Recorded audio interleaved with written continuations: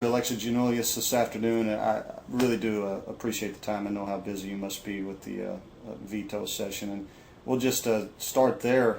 Today was the fall veto session, and this was kind of different because some of the vetoes were taken care of in the summer. But in your mind, what's the priorities that need to be addressed here over the next couple of days? I think obviously taking care of whatever legislative priorities that the Senate deems appropriate, that's the most important. But I also think right now we need to start having conversations about the economy and the impact it's having on revenue on the state of Illinois. It's going to become an even greater problem as the weeks and months progress, and something that is of grave concern to me in the state treasurer's office. We saw just a couple days ago the governor's office said that revenue is going to be down anywhere from $800 million to $1 billion, and that's of grave concern to me and hopefully to members of the General Assembly.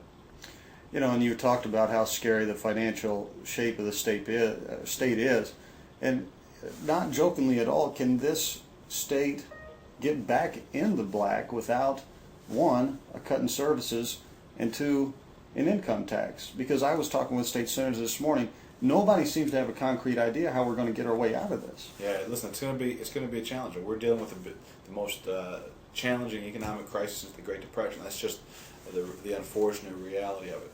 We've got a pension system that's unbelievably underfunded. We've got Medicaid bills that we're not paying on time.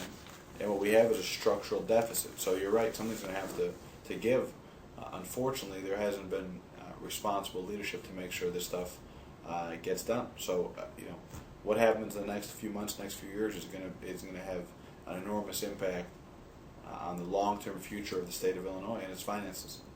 You know, there's a lot of people on the Democratic side of the aisle here in Illinois who seem to be stretching their hamstrings for a run for the governor in 2010.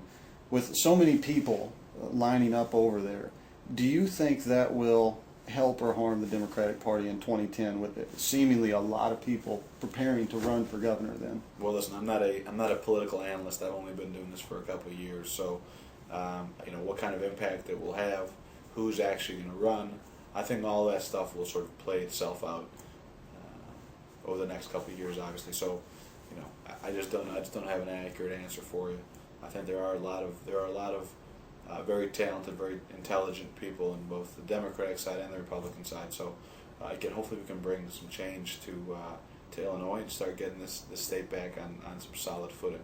And you said something there that the thing that I've been impressed with you, and I'll probably get in trouble with my audience for asking this kind of a quote-unquote softball question, but you say you're not a political animal. And is that one of the reasons for your success? Because when I get your press releases, they're simple moves forward.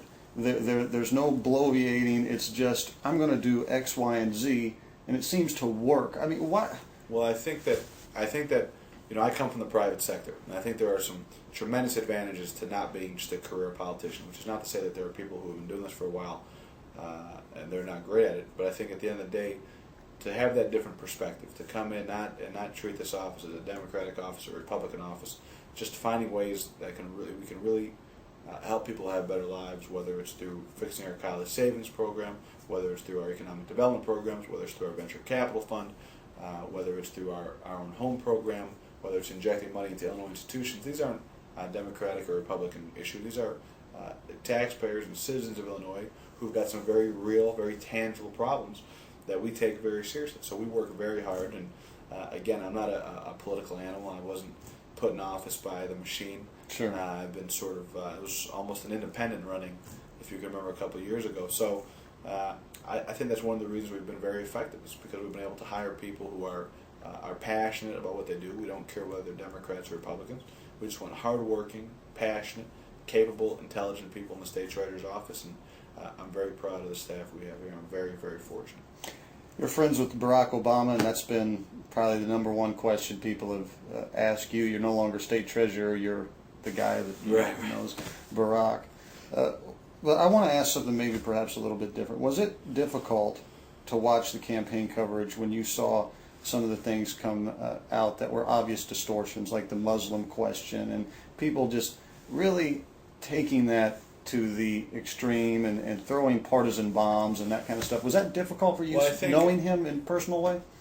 politics, you have to have thick skin for politics, no matter what office, whether you run for state treasurer, or president, or county board, or library. Sure. You have to have thick skin. And I think, in particular, with national politics, with the presidential campaigns, it's going to get nasty. Now, anytime you have a family member or someone that you care about or is a friend of yours and you see things that are just obviously inaccurate, that are obvious lies and half-truths, it becomes disheartening because it gets away. Not only is it unfair to the candidate and to the family of the candidate, but also takes away from issues. Sure. In other words, it's okay for someone to say, I disagree with President-elect Obama, or I disagree with Senator McCain, here's why, I just ideologically feel differently.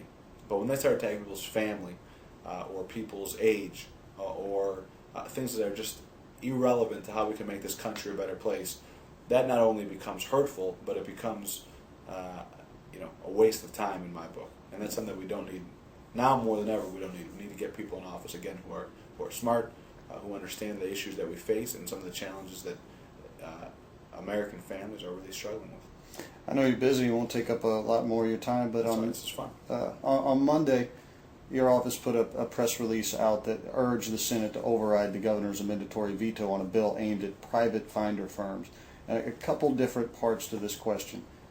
Well, number one, explain what those are. Number two, what was the thrust of the bill you're pushing, and why, lastly, did the governor amendatory veto that bill? Well, I don't know why the governor amendatory vetoed it. It's a bill that we worked very hard on. We'll be one of only 2 states in the country that puts a cap, on these finder firms that can charge exorbitant rates to people who have property that's theirs, it's due and owing to them, that's free if they get it from the state. So we put very reasonable caps. We've been negotiating this for a very long time with these firms, with our sponsors in both the Senate and the House.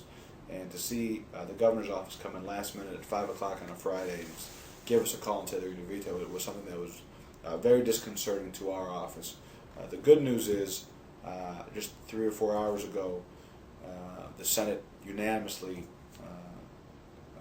decided to override the governor's veto, which is good news. And we feel pretty confident that next week the House will do the same. But again, you don't know what those motives are. You can't figure it out. But it's kind of silliness, to be honest with you. Sure. You mentioned the Senate, and that's really what this session has been about more than the vetoes, has been leadership. Right. And do you have any thoughts on who should be the next president of the Senate? And if you don't have someone specifically in mind, what kind of person does that position need to have? I don't have anybody in mind. I think there are a lot of very talented, very reasonably capable people who could be Senate president.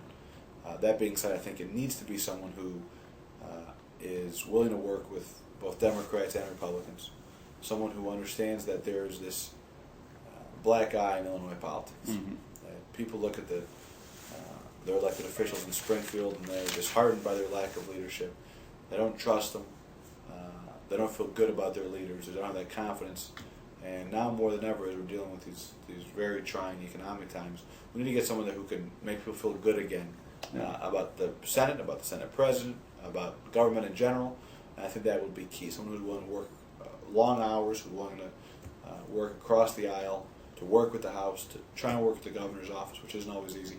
But I think it'd be someone who would have to have a sort of very transparent office and be very accessible to everybody, Democrats and Republicans. So you think the tone will change no matter who it is? I like to think so. I'm optimistic by nature, so yeah. I like to think that it'll change for the better.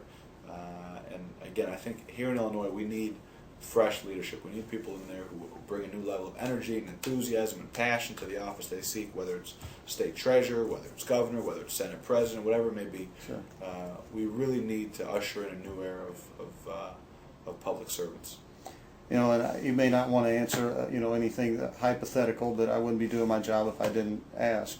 If, the phone rings right now and it's Barack Obama and he says, Alexi, I really think you're the guy for whatever position it may be in Washington, D.C. Would that have to be something you would consider? Well, let me start by saying I love being state treasurer, and it's very humbling to be 32 years old and have one of the best jobs in the world, and I really feel that way, and I love what I'm doing. Sure. I wake up in the morning, can't wait to get to work. I've got a terrific group of people to work with, so I'm very happy. I'm actually thrilled doing what I'm doing. That being said, the President of the United States calls for you not to even consider it, I think, is irresponsible. So, I in a perfect world, I'd stay doing what I'm doing. Sure. But I'm doing this to help people. So if there's an opportunity, or if I'm asked to be put in a position where I can help even more people, that's something that obviously I think anybody would consider. Treasurer, I appreciate the time today, man. It's great to see you. Thanks for having me on, and thanks for the opportunity. Thanks.